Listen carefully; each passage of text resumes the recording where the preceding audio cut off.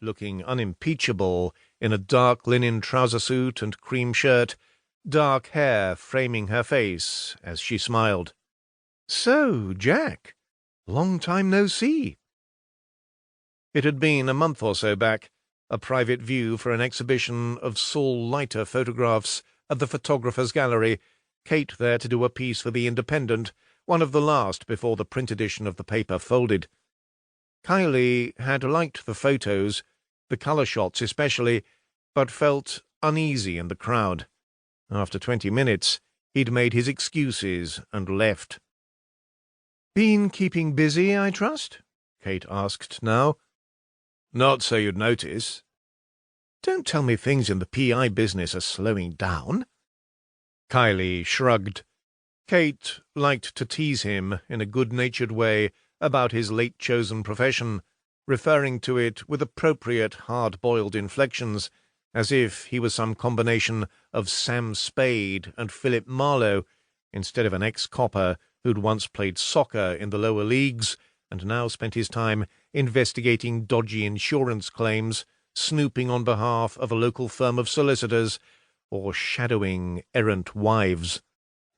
"Only, if you're not overburdened, there might be something I could pass your way." And here was I, thinking this wasn't going to be business, but pleasure. "Can't it be both?" "Not recently." An eyebrow was raised. "You shouldn't keep walking out on me so early."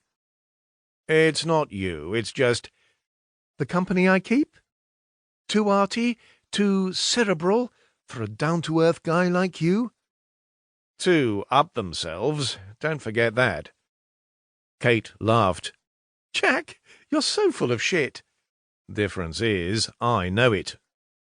Whatever response Kate had lined up was halted by the arrival of Kiley's flat white, the shape of a left-leaning heart traced through the cream on the surface.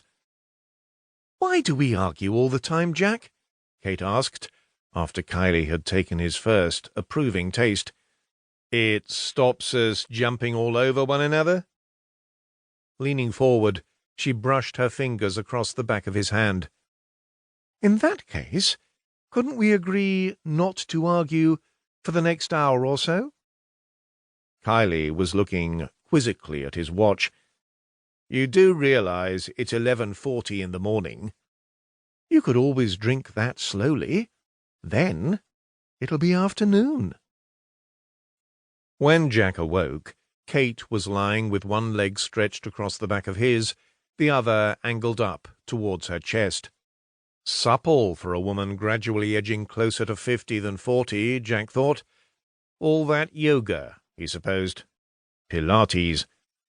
In the half-light that filtered through the blinds, the skin at the curve of her shoulder shone with a roseate glow. Kiley's bladder insisted he slide himself free, and when he returned, Kate was sitting up against the pillows, legs crossed at the ankles, elbows resting on her knees. "Tea?" Kiley said. "Tea." "Builder's okay?" "Builder's is fine." While the kettle was boiling, he set the Chet Baker back on, but, seeing Kate's frown, changed it for some Chopin nocturnes he'd brought up from downstairs on a whim and not yet played. "Is your shower working?" Kate asked. "Last time I tried."